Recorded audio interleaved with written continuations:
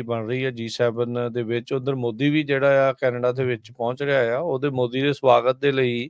ਬਹੁਤ ਸਾਰੀਆਂ ਜਿਹੜੀਆਂ ਸਿੱਖ ਜਥੇਬੰਦੀਆਂ ਇੱਕ ਹਿਸਾਬ ਦੇ ਨਾਲ ਰੈਲੀ ਕੱਢੀ ਗਈ, ਜਿੱਥੇ ਖਾਲਿਸਤਾਨ ਦੇ ਜਿਹੜੇ ਝੰਡਿਆਂ ਲਈ ਬਹੁਤ ਲੰਬੀ ਲਾਈਨਾਂ ਦੇ ਵਿੱਚ ਜਿਹੜੀਆਂ ਗੱਡੀਆਂ ਆ ਉਹ ਮੋਦੀ ਦੇ ਸਵਾਗਤ ਨੂੰ ਉੱਥੇ ਇੱਕ ਹਿਸਾਬ ਦੇ ਨਾਲ ਕਹਿ ਸਕਦੇ ਹਾਂ ਵੀ ਸੀਗੀਆਂ। ਵੀ ਅੱਖਾਂ ਦੇ ਵਿੱਚ ਜਿਹੜੀ ਚੀਜ਼ ਉਸਦੇ ਰੜਕਦੀ ਆ, ਜਿਸ ਦੇ ਨਾਲ ਜੁੜੇ ਹੋਏ ਲੋਕਾਂ ਦੀ ਅਸੈਸੀਨੇਸ਼ਨ ਅਟੈਂਪਟਸ ਜਿਹੜੀਆਂ ਕਰਵਾਈਆਂ ਜਾ ਰਹੀਆਂ ਭਾਰਤ ਦੀ ਸਰਕਾਰ ਦੇ ਦੁਆਰਾ, ਉਹ ਜਿਹੜੇ ਚੀਜ਼ਾਂ ਆ, ਉਹ ਤਸਵੀਰਾਂ ਜਿਸ ਨੂੰ ਉਸ ਨੂੰ ਉਤਰਦਿਆਂ ਹੀ ਕਹਿੰਦੇ ਆ, ਉਹ ਦੇਖਣੀਆਂ ਪੈ ਰਹੀਆਂ ਆ। ਸੋ ਆਪਾਂ ਪਿਛਲੇ ਵੀਕਐਂਡ ਦੇ ਉੱਤੇ ਵੀ ਖਬਰ ਸ਼ੇਅਰ ਕੀਤੀ ਸੀ ਵੀ ਕਿਸ ਤਰੀਕੇ ਦੇ ਨਾਲ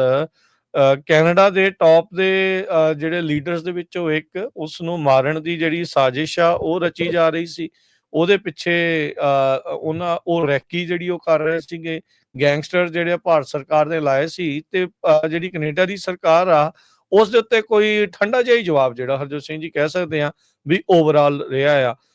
ਕੈਨੇਡੀਅਨ ਧਰਤੀ ਤੇ ਕੈਨੇਡੀਅਨ ਨੂੰ ਮਾਰਨ ਤੋਂ ਬਾਅਦ ਚ ਤੇ ਅਨੇਕਾਂ ਹੀ ਹੋਰ ਅਜਿਹੇ ਐਕਟਿਵਿਸਟ ਆ, ਉਹਨਾਂ ਨੂੰ ਜਾਨੋਂ ਮਾਰਨ ਦੀਆਂ ਧਮਕੀਆਂ ਤੇ ਉਹਨਾਂ ਦੀ ਜਾਨ ਨੂੰ ਖਤਰੇ ਹੋਣ ਦੇ ਬਾਵਜੂਦ ਉਸ ਮੁਲਕ ਦੇ ਬੰਦੇ ਨੂੰ ਜਿਹੜਾ ਆ ਉੱਥੇ ਸੱਦਿਆ ਗਿਆ ਆ। ਖਾਸਾ ਜਿਹੜਾ ਇਸ ਚੀਜ਼ ਦਾ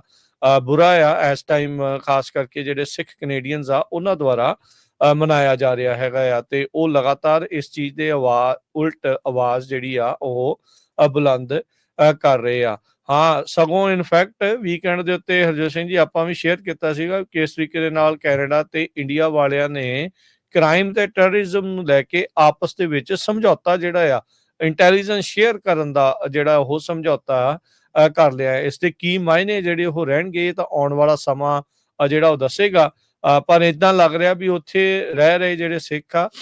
ਉਹਨਾਂ ਨੂੰ ਇਲੈਕਸ਼ਨ ਵੇਲੇ ਤਾਂ ਜਿਹੜਾ ਉਹ ਵਰਤ ਲਿਆ ਗਿਆ, ਤੇ ਹੁਣ ਇੱਕ ਹਿਸਾਬ ਦੇ ਨਾਲ ਸਾਈਡ ਦੇ ਉੱਤੇ ਸੁੱਟਣ ਦੀ ਜਿਹੜੀ ਉਹ ਤਿਆਰੀ ਚੱਲ ਰਹੀ ਆ। ਅਨਲੈਸ ਮਾਰਕ ਕਾਰਨੀ ਕੁਝ ਹੋਰ ਜਿਹੜਾ ਅੰਦਰ ਖਾਤੇ ਸੋਚਦਾ ਹੋਵੇ, ਪਰ ਉਸਦੇ ਜਿਹੜੇ ਪਬਲਿਕ ਬਿਆਨਾਂ ਤੋਂ ਤਾਂ ਇਹੀ ਲੱਗ ਰਿਹਾ ਆ ਵੀ ਉਹ ਭਾਰਤ ਦੇ ਨਾਲ ਜਿਹੜੇ ਸੰਬੰਧ ਆ ਉਹਨਾਂ ਨੂੰ ਦਰੁਸਤ ਕਰਨ ਵਾਲੇ ਪਾਸੇ ਨੂੰ ਕਦਮ ਜਿਹੜੇ ਆ ਉਹ ਮਾਰਕ ਕਾਰਨੀ ਹੁਣੀ ਜਿਹੜੇ ਉਹ ਵਧਾ ਰਹੇ ਆ। ਉਹ ਪਾਰਲੀਮੈਂਟ ਦੇ ਵਿੱਚ ਖੜ ਕੇ ਜਿਹੜੇ ਉਹਨਾਂ ਦੇ ਫੋਰਨ ਮਿਨਿਸਟਰ, ਉਹਨਾਂ ਨੇ ਕਿਹਾ ਵੀ ਕੈਨੇਡੀਅਨ ਸੋਵਰਨਿਟੀ, ਉਸ ਤੇ ਕੈਨੇਡੀਅਨਸ ਦੇ ਜਿਹੜੀ ਜਾਨ ਆ, ਉਸ ਦੀ ਸੇਫਟੀ ਆ, ਉਹ ਸਾਡੇ ਲਈ ਸਭ ਤੋਂ ਪ੍ਰਮੁੱਖ ਹੈਗੀ ਆ। ਕੀ ਉਹ ਐਕਸ਼ਨਸ ਦੇ ਵਿੱਚ ਵੀ ਨਜ਼ਰ ਆਊਗੀ, ਇਹ ਹੁਣ ਜਿਹੜੇ ਵੱਡੇ ਸਵਾਲ ਆ ਉਹ ਰਹਿਣ ਵਾਲੇ ਆ। ਪਰ ਮੋਦੀ ਕੈਨੇਡਾ ਦੇ ਵਿੱਚ G7 ਸਮਿਟ ਦੇ ਲਈ, ਜਦ ਕਿ G7 ਦਾ ਮੈਂਬਰ ਨਹੀਂ ਵੀ ਹੈਗਾ, ਪਰ ਫਿਰ ਵੀ ਉਸ ਦੇ ਬਾਵਜੂਦ ਉਹ ਉੱਥੇ ਪਹੁੰਚਿਆ ਆ, ਤੇ ਜਿੱਥੇ ਖਾਲਿਸਤਾਨ ਦੇ ਝੰਡਿਆਂ ਦੇ ਨਾਲ ਕਹਿ ਸਕਦੇ ਆ ਵੀ ਉਸ ਦੀਆਂ ਅੱਖਾਂ ਕਹਿ ਸਕਦੇ ਆ ਵੀ ਉਸ ਨੂੰ ਉਹ ਆਉਂਦਿਆਂ ਨੂੰ ਉਹੀ ਦ੍ਰਿਸ਼ ਦੇਖਣੇ ਪਏ ਹੈਗੇ।